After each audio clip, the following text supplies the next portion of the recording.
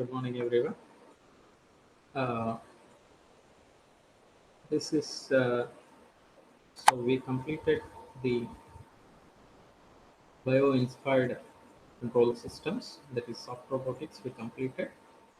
So then we take up our last topic. I don't say last topic. The topics are there. At least we limit ourselves in this course duration with this topic. Okay, at least with this exam. Uh, so we are going to start the bio-inspired optics.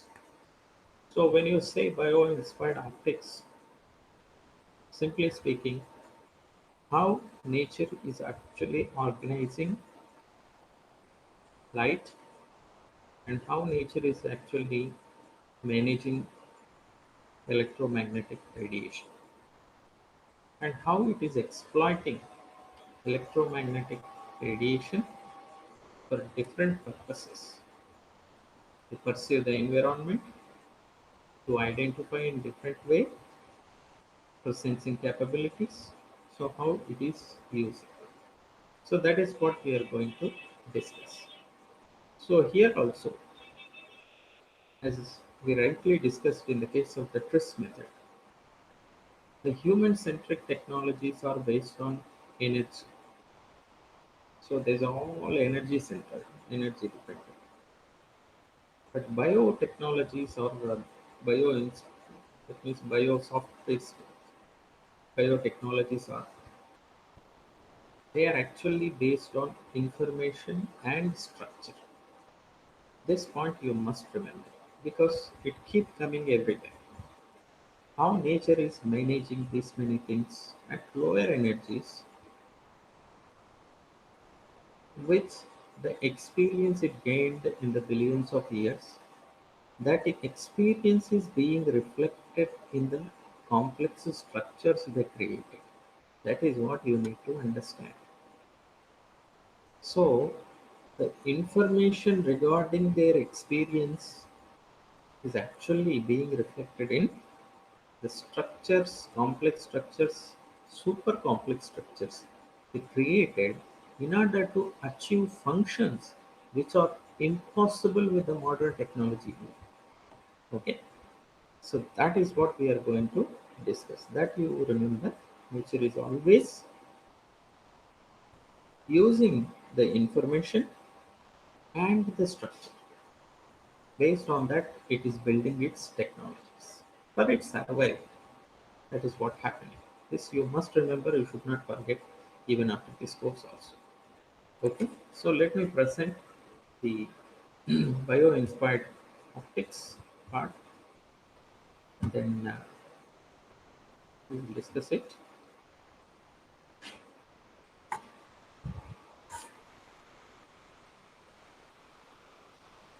Yeah.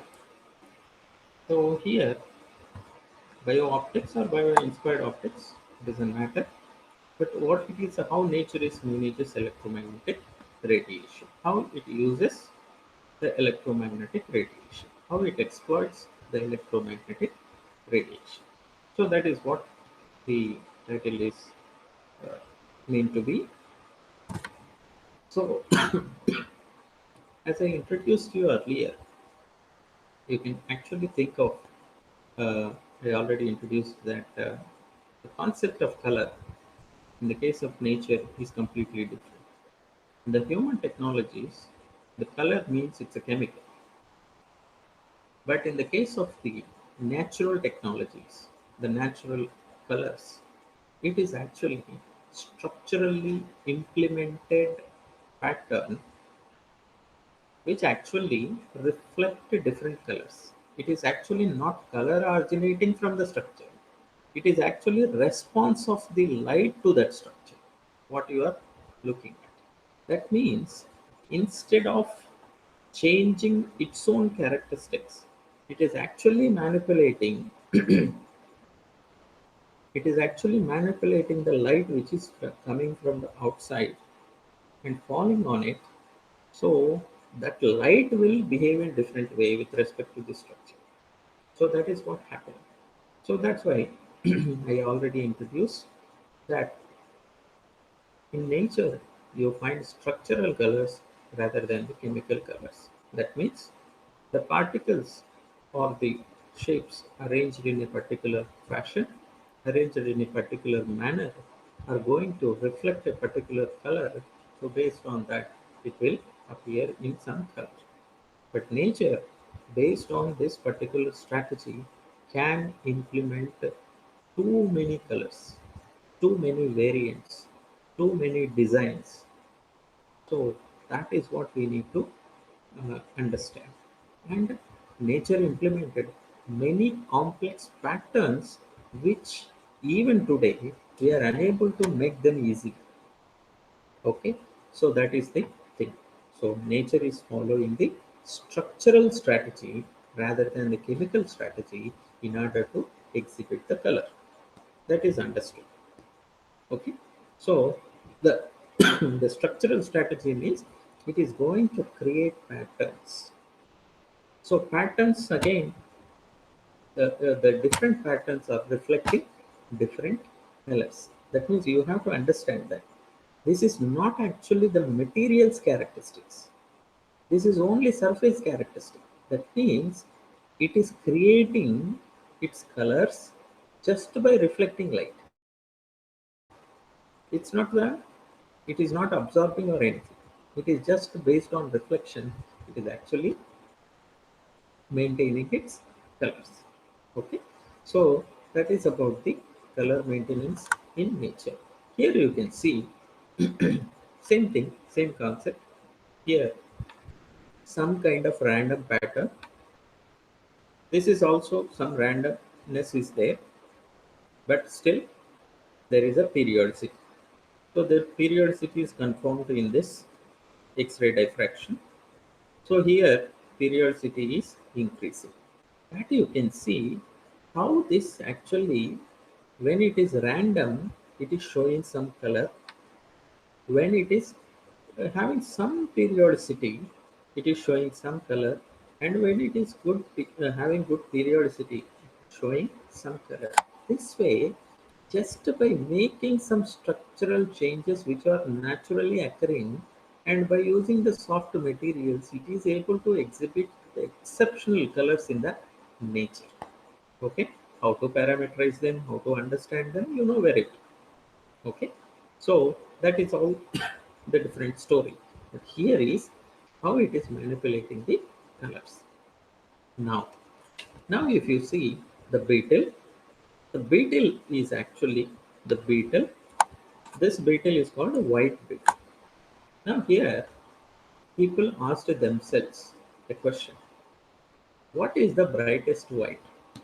Because if you just go to some paint shop and see, if you ask white color, then they will ask in return which white color, because we generally think white color means some white color, but in white color itself too many variants are there.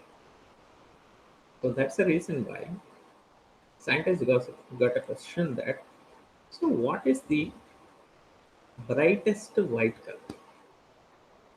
Brighter, that means the brightest. So then they started searching in nature. They found this beetle. This is called a white beetle. Okay. The white beetle actually exhibiting maximum reflection of white light. That is the indication.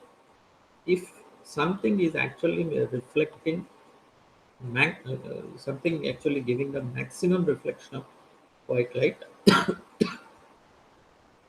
that means it is actually uh, giving brightest color.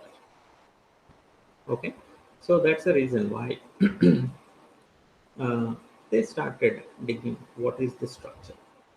So the structure, if you see, that actually didn't follow any pattern. It created a random patterns in such a way that the reflection is maximum. So can you say that it is completely random pattern? No, no logic is there. No, no. There is a logic. What is the logic? I am creating a random pattern which gives maximum reflection of white light. So you have to consider this as superimposition of many patterns in different angles, because they are all reflecting all wavelengths, so that white light is reflecting maximum. So this is the beauty of nature. That is, it can create structures for the purpose. And our research scholars are our researchers generally what they do, I'll tell you. They create some structure and they keep probing what are the characteristics, what are the characteristics. Nature won't do like that. Nature create the structure with with some purpose for that. That means nature is able to create a pattern according to the reflection levels. That means there should be some communication between this electromagnetic radiation and the evolution process. So that we need to identify. So if it is the brightest color means we need not to be surprised. We have to think in a way that nature is actually building these structures in order to have high reflectance. Okay, so this random structure you have to consider as superimposition of different patterns, which are actually giving all wavelength reflection. So that way, scientists are trying to build a new kind of a brightest white color. Okay, so that is about the color maintenance or color management of the nature. That is, you should not think only periodic patterns give the reflection, good reflection. You should not think the only periodic patterns are having the good color maintenance. No, no, no, no. Even random patterns having their significance, its own significance. So think about if you use these concepts in antenna technology, what happens? These structures in the case of antenna technology. Okay, so these are very significant things in various radar and antenna related technologies. Not only periodic, random also. Can you create a random structure with a known logic? Can you create a random structure with a known logic? Okay, so that structure you must have some purpose. You understand? So that is the thing. So that is about the natural reflection optics. Now we saw the brightest white. Do you know the darkest black? So then that doubt came. Now there is another example in the Indonesian butterfly. Here, if you see, this is the compound pattern. This is what I told, superimposition of different patterns. Here it is very clearly visible that that is reflecting high. This never reflect anything. Just two purposes with structural changes.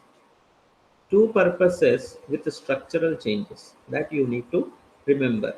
Purpose with a structural change. Purpose with a structural change. Purpose with a structural change. You have to think in that direction. Not purpose with usage of energy. Not purpose with usage of power. Not purpose with usage of source. It is not like that. Can you achieve something with only the involvement of the structure? That is the idea of nature.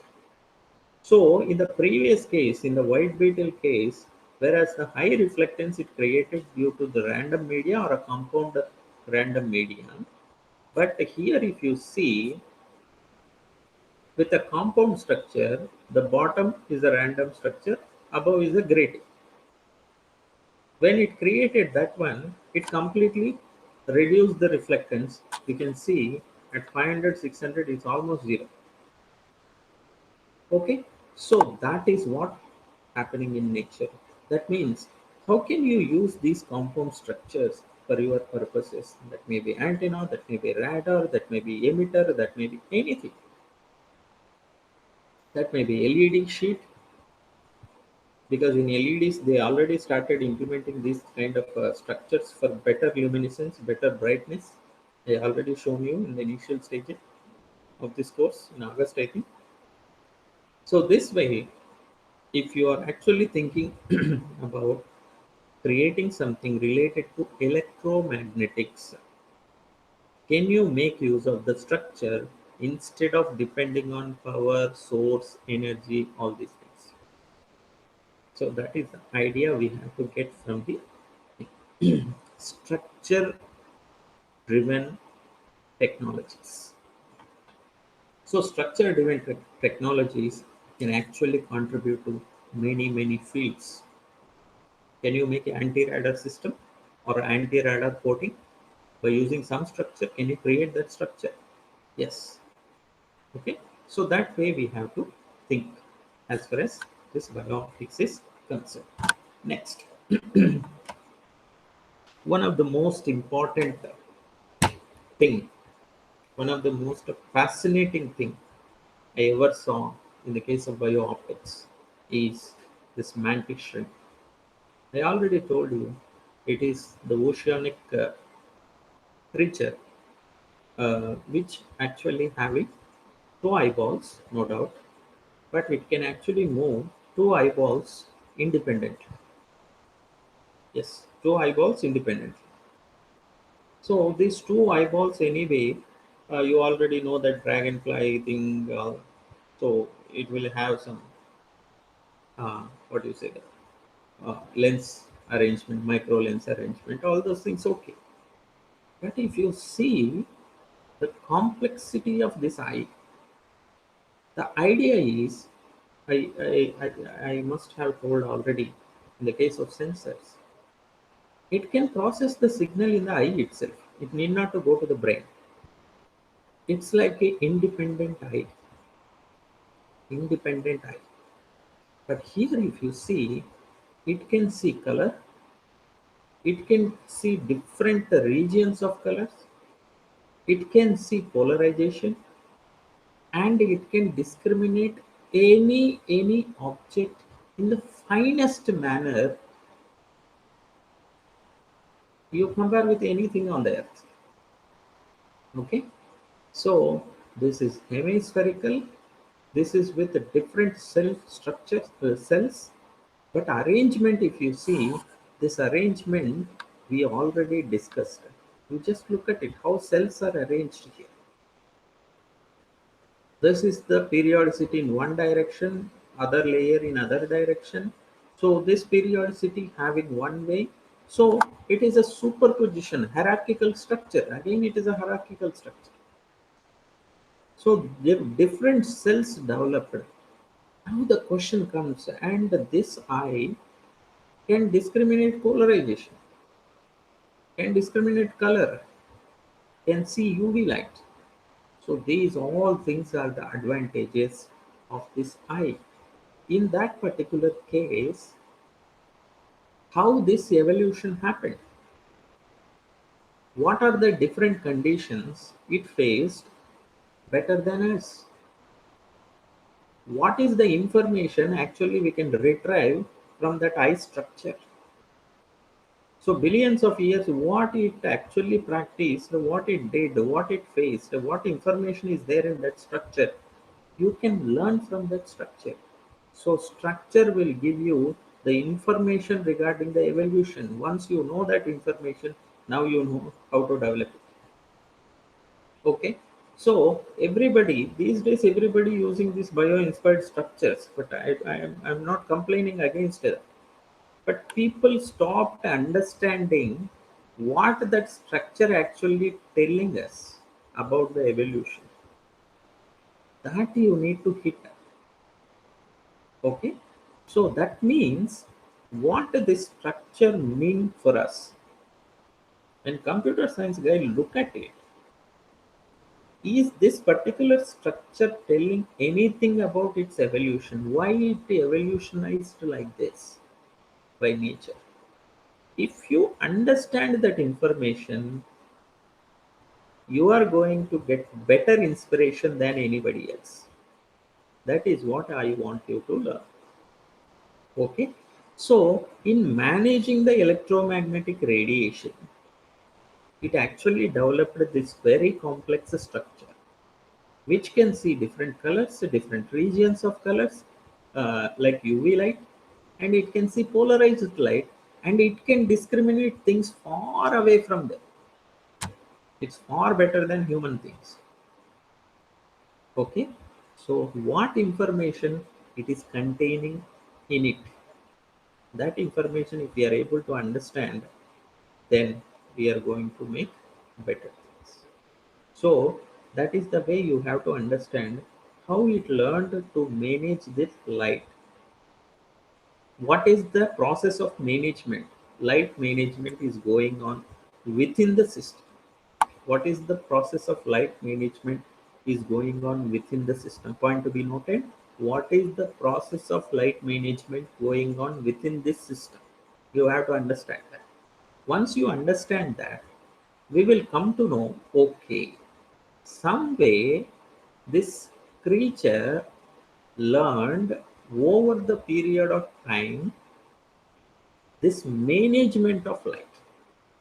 So if you manage light like that, you can achieve that characteristics. So that is what you have to learn from the biooptical structures. So that is about the biooptical structures. Anyway, that structure also they started mimicking.